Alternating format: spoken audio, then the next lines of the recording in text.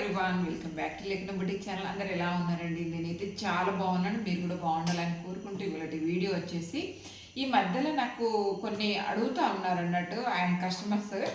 ఎందుకు అంటే అక్క మీరు ఇంత రేట్ తీసుకుంటున్నారు అండ్ కొంచెం రేట్ తగ్గియండి అని చెప్పేసి కొంతమంది అట్లా అడుగుతూ ఉంటారు అన్నట్టు. వాళ్ళ కోసం అని చెప్పేసి చెప్తున్నాను. అండ్ మీకు మంచి స్టిచ్చింగ్ అందియాలని చెప్పేసి నేను ఇంత పెద్ద మిషన్ తీసుకొని ఉన్నాను కదా, అందుకని చెప్పేసి నేను కొన్ని వాటికైతే రేటు కొంచెం పెంచాను, మిగతా వాటికైతే నార్మల్ రేట్లే ఉన్నాయి. కొన్ని అంటే మనం డ్రెస్ ఇప్పుడు ఒక లాంగ్ ఫ్రాక్ డిజైన్ చేసాం అనుకోండి, దానికి వర్క్ ఎంత ఉంటుంది, అన్ని లాంగ్ ఫ్రాక్కి అంతే వర్క్ ఉండాలనేది ఏది లేదు, అండ్ అన్ని బ్లౌజ్కి అంతే వర్క్ ఉండాలనేది ఏది లేదు. అండ్ డిజైన్ని బట్టి ప్యాటర్న్ని బట్టి రేట్ అనేది చేంజ్ అవుతుంది అన్నట్టు. అదొక్కటి గమనించుకోండి మీరు. లేదు అంటే అన్నిటికీ ఒకే రేట్ అయితే వేయలేము కదా, పనిని బట్టి వర్క్ అనేది అమౌంట్ అనేది ఉంటుంది అన్నట్టు. ఈ మధ్యలో కొంతమంది అంటే కొంతమంది అసలు అడగరు.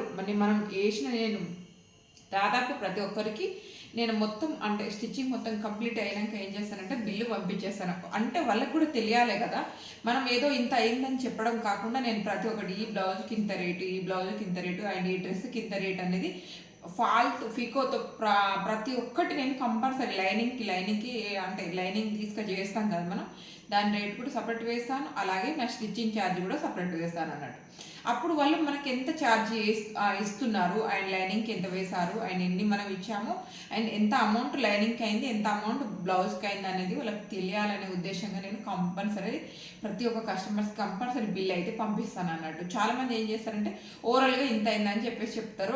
ఒకవేళ అడిగితే మాత్రమే చెప్తారు, లేదంటే అలాగే వదిలిపెట్టేస్తారు అన్నట్టు. కాకపోతే నాది అలా ఉండదు. ప్రతి ఒక్కటి వాళ్ళకి ఓకే, వాళ్ళకి ఏమైనా డౌట్ ఉంటే మనకు అడగచ్చు, నో ప్రాబ్లం. బట్ ప్రతి ఒక్కటి అయితే కంపల్సరీ నేను రాసి పంపిస్తాను. దాన్ని బట్టి వాళ్ళకు ఓకే ఈ బ్లౌజ్కి ఇంత తీసుకుంటున్నారా అనేది వాళ్ళకి కూడా తెలుస్తుంది అని చెప్పేసి ఉద్దేశంగా నేను పంపిస్తాను అన్నట్టు. దాంట్లో 2-3 ఈ మధ్యలో అడిగారు, కొంచెం రేట్ తగ్గియండి, దీనికి ఇంత రేట్ పెట్టారు ఏంది అని చెప్పేసి. జస్ట్ 2-3 గురించి చెప్తున్నాను, మిగతా వాళ్ళ గురించి అయితే కాదు. అయితేనండి ఇప్పుడు ఈ మిషన్ పైన కూడా నేను వర్క్ చేసి ఇవ్వచ్చు. ఇన్ని రోజులు చేశాను, అప్పుడు ఆ రేటే తీసుకున్నాను. ఈ మిషన్ మీద చేసినప్పుడు వర్క్ ఆ రేటే తీసుకున్నాను. అండ్ ఆ తర్వాత ఇంకా మీకు బెటర్ క్వాలిటీ అందించాలి అని చెప్పేసి నేను అనుకున్నప్పుడు అమౌంట్ కూడా అట్లా తీసుకోవాలి కదా, చెప్పండి, కరెక్టా కదా. అండ్ మీకు మంచి స్టిచ్చింగ్ని నేను అందించాలి అనుకున్నప్పుడు అలాగే రేటు కూడా కొంచెం తీసుకోవడంలో తప్పేం కాదు కదా. నేను అదే ఆలోచించి నేను కొన్ని వాటికి మాత్రం రేటు పెంచాను. అండ్ మీరు అన్నిటికీ రేటు పెంచారు అని చెప్పేసి అనుకోకండి. అండ్ బయట కూడా కనుక్కోండి, ఒకవేళ నాకంటే తక్కువ స్టిచ్చింగ్ నేను చేసే మోడల్ నాకంటే తక్కువగా చేస్తున్నారు అనుకుంటే అక్కడే చేయించుకోవచ్చు, నో ప్రాబ్లం. కాకపోతే అండి నేను అందరికంటే తక్కువ తీసుకుంటున్నానని 100% చెప్పగలను నేను. ఎందుకంటే నాకు తెలిసిన వాళ్ళని కూడా కనుక్కొనే రేట్ పెంచుతాను. వాళ్ళు 100 పెంచాడు అనుకోండి, దాంట్లో 50 మాత్రమే నేను ఎగస్ట్రా తీసుకుంటాను, అంతే తప్ప వాళ్ళు 100 పెంచారు కదా అని 100 పెంచాను నేను. అంటే ఇప్పుడు నేను ఇంట్లో చేస్తున్నాను, షాప్ రెంట్ కట్టట్లేదు అలా అని చెప్పేసి నేను కూడా చూసుకుంటాను, అంతేగాని షాప్లో తీసుకునే రేట్ అయితే తీసుకోను. అంతకంటే బెటర్ క్వాలిటీగా అంటే స్టిచ్చింగ్ చేసిస్తాను, కానీ ఆ రేట్ అయితే తీసుకోను నేను. ఎందుకంటే నాకు కూడా తెలుసు, బట్ నేను ఇంట్లోనే చేస్తున్నాను, అండ్ నా ఇంటి వరకు గిరాకీ వస్తుందంటే నేను ఆ స్టిచ్చింగ్ అందిస్తున్నాననే కదా. అది ఒకటి గమనించుకోండి. అండ్ అన్నిటికీ రేట్ కంపేర్ చేయకండి. మీకు స్టిచ్చింగ్ ఎలా ఉంది, అలాగే మనం బయట చేయించి ఉంటే దీనికి ఎంత తీసుకుంటారు అనేది ఒకటి మీకే అర్థం కావాలని చెప్పేసి నేను అనుకుంటున్నాను అన్నట్టు. ఏనండి ఒక్కొక్క డ్రెస్ డిజైన్ చేయించుకోవాలి అనుకుంటే షాప్లో అయితే ఘోరంగా రేటు ఉన్నాయండి. దాన్ని కంపేర్ చేస్తే నేను రేట్ అనేది ఇంత అని చెప్పేసి అంటే చెప్తాను అన్నట్టు. కాకపోతే చాలామంది ఏం చేస్తారు, షాప్లో ఎంత అడిగినా సరే ఇచ్చేసి వస్తారు. అదే మన బట్టి వచ్చేసరికి ఇంట్లోనే కుడుతున్నారు కదా అని చెప్పేసి, ఇంట్లో కుట్టినా షాప్లో కుట్టినా మీకు ఫిట్టింగ్ అనేది కరెక్ట్ ఉందా లేదా అనేది చూసుకోండి. అది ఒక్కటి గమనించుకుంటే చాలు, ఎక్కడ కుట్టించామనేది కాదు.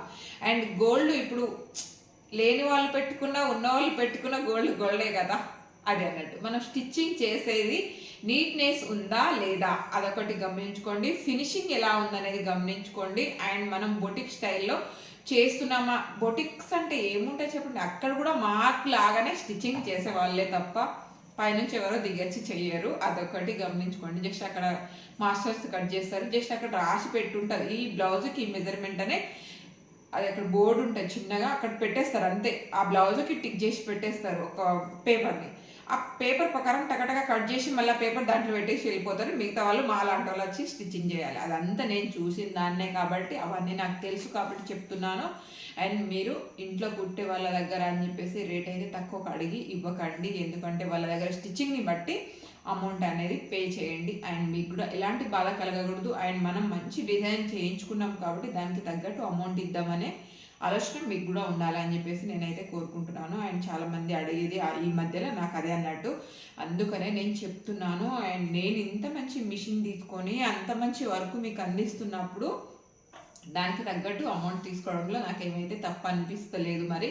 అండ్ మీకు ఎలా అనిపిస్తుందో తప్పకుండా కామెంట్ చేయండి. అండ్ ఇలాంటి ప్రాబ్లమ్స్ మీరు కూడా స్టిచ్చింగ్ చేసేవారు ఎవరైనా ఫేస్ చేసి ఉంటే మాత్రం తప్పకుండా కామెంట్ చేయండి. అండ్ చాలామంది చెప్పడానికి చాలా ఈజీ ఉంటుందండి, ప్రతి ఒక్కటి చెప్పడానికి ఈజీ ఉంటుంది. తక్కువ తీసుకోండి అండ్ అక్కడ అంతే తీసుకుంటున్నారు, ఇక్కడ ఇంతే తీసుకుంటున్నారు, చెప్పడానికి ఈజీ. బట్ ఆ వరకు చేసే వరకు తెలుస్తుంది అన్నట్టు. ఇప్పుడు ఒకటి వాళ్ళకి చెప్పడానికి ఏంది చిన్నదే అనిపిస్తుంది.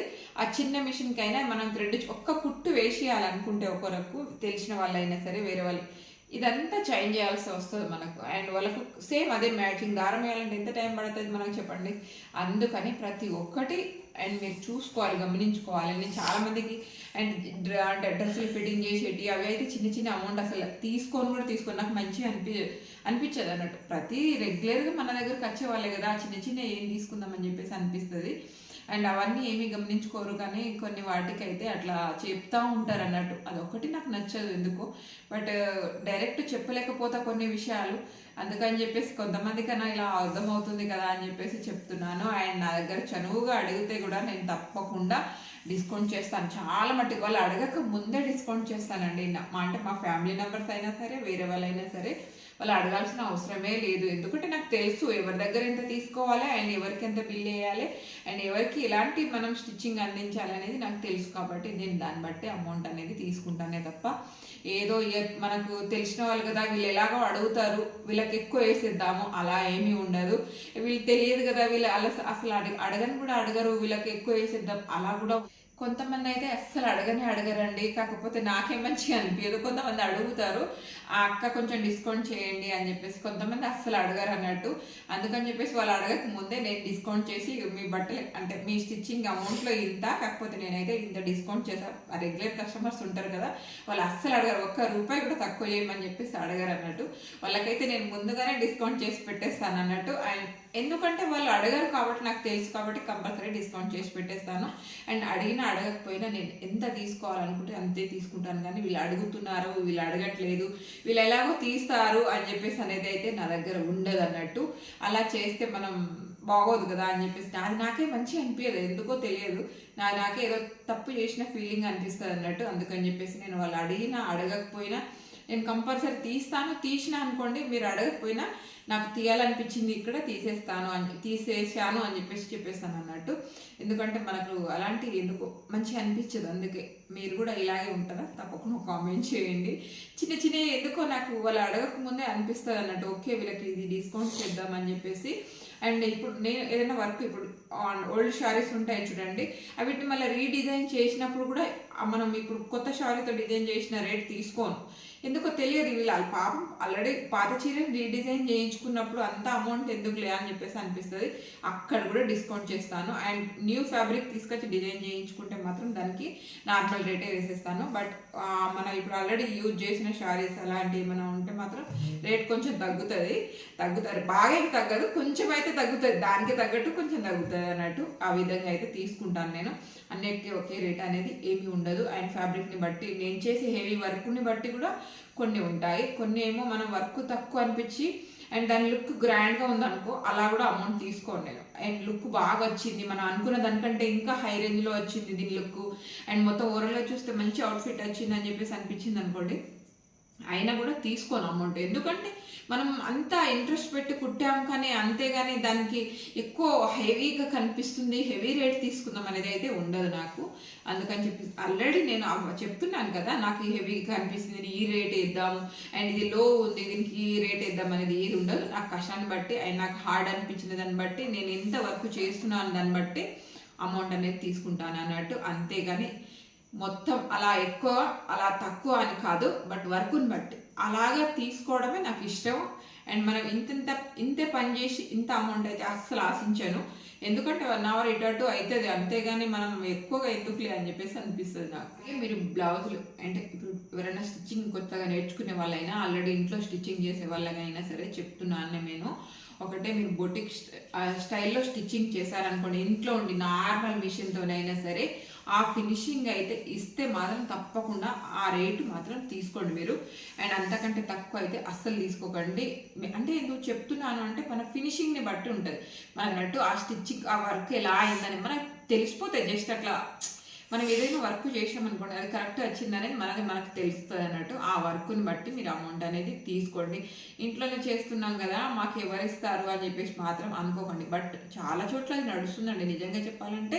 ఇంట్లో చేసే వాళ్ళంటే ఆ షాప్లో చేస్తారా, షాప్ రెంట్ కడుతున్నారా అనే ఆలోచన వాళ్ళకు కూడా ఉంటుంది. బట్ వాళ్ళకు ఉండక ముందే మనకు కూడా ఉంటుంది, ఎంత తీసుకోవాలో అంతే తీసుకుంటాం. మనం షాప్లో అడిగిన అంటే షాప్లో ఇచ్చినంత అడిగినాం అనుకోండి, మనకి ఎవరు ఇవ్వరు కూడా. అది అయితే పక్క మనం ఆ రేంజ్లో స్టిచ్చింగ్ చేసి వాళ్ళకి ఇచ్చినా కూడా ఇవ్వరు వాళ్ళు, అంతే.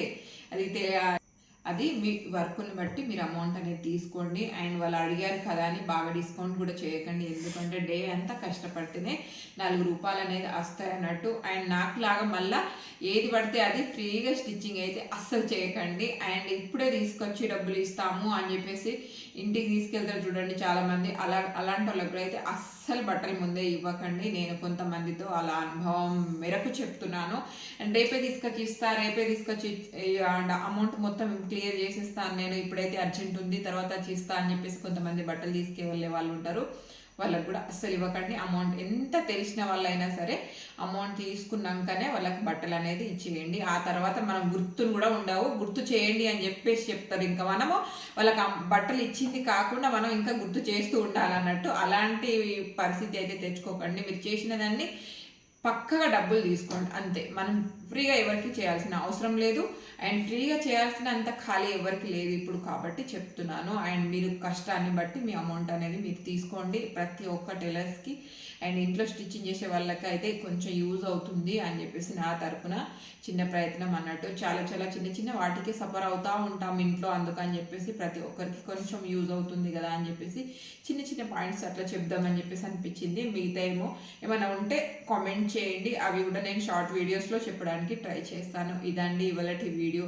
అండ్ చెప్పాను కదా, మీరు అమౌంట్ దగ్గర ఆలోచించకండి, మీకు ఎలా ఫినిషింగ్ ఇస్తున్నారు అనేది ఆలోచించండి. అండ్ అందరిలో స్పెషల్గా కనిపించేలాగా కుడుతున్నాము అంటే మీ కష్టం, అంటే మీరు తీసుకొచ్చే ఫ్యాబ్రిక్కి న్యాయం చేస్తున్నామనేది నేనైతే భావిస్తాను అన్నట్టు. మీరు కూడా అలాగే మనం తీసుకెళ్ళే ఫ్యాబ్రిక్ని మనకు మంచిగా స్టిచ్చింగ్ చేసి ఇచ్చిరని భావిస్తే మాత్రం మీరు తప్పకుండా అడగక ముందే మీ సంతోషంగా మీరు ఇవ్వాలి తప్ప వాళ్ళు ఊరికేనే వేస్ట్ అంటే ఫ్రీగా ఏం అడగట్లేదు కదా, అదొకటి ఆలోచించుకోండి. చూసారు కదా, ఇది మొత్తం వీడియో. చిన్న పాయింట్స్కి ఎవరైనా అంటే చిన్న వర్డ్స్కి ఎక్కడన్నా మీకు హర్టింగ్గా అనిపిస్తే మాత్రం ప్లీజ్ ఏమీ అనుకోకండి, ఎవరు పర్సనల్గా తీసుకోకండి. ఎవరికో చెప్పాలని చెప్పేసి అయితే ఏమీ చెప్తలేను. బట్ కొన్ని మనం ఇట్లా అంటే వస్తూ ఉంటారు కదా మన దగ్గర, వాళ్ళ దగ్గర నుంచి వచ్చిన పాయింట్సే అని చెప్పేసి అనుకోవచ్చు ఇవన్నీ. అందుకని చెప్పేసి కొంతవరకైనా ఎవరికైనా అర్థమవుతుందని చెప్పేసి నా వంతు ప్రయత్నం అని చెప్పేసి అనుకోవచ్చు. బట్ అర్థం చేసుకోండి, ప్రతి ఒక్క మనిషి ఏదో అవసరం మేరకే ఏదో ఒక పని చేయాల్సి వస్తుంది అని చెప్పేసి మాత్రం గమనించుకోండి. ఇది వాళ్ళకి వీడియో నచ్చితే మాత్రం తప్పకుండా మా ఛానల్ని అండ్ సబ్స్క్రైబ్ చేసుకోవడం మర్చిపోకండి. థ్యాంక్ యూ అండి, థ్యాంక్ యూ సో మచ్. ఇకపై కూడా మంచి వీడియోస్ రాబోతున్నాయి. అండ్ మీ అందరి సపోర్ట్ ఇలాగే ఉండాలని మనస్ఫూర్తిగా కోరుకుంటున్నాను. థ్యాంక్ యూ అండి, థ్యాంక్ యూ సో మచ్. మీ ఇంట్లో మంచిగా భావిస్తున్నారు. అండ్ థ్యాంక్ యూ అండి, thank you so much. Thank you for watching. Bye.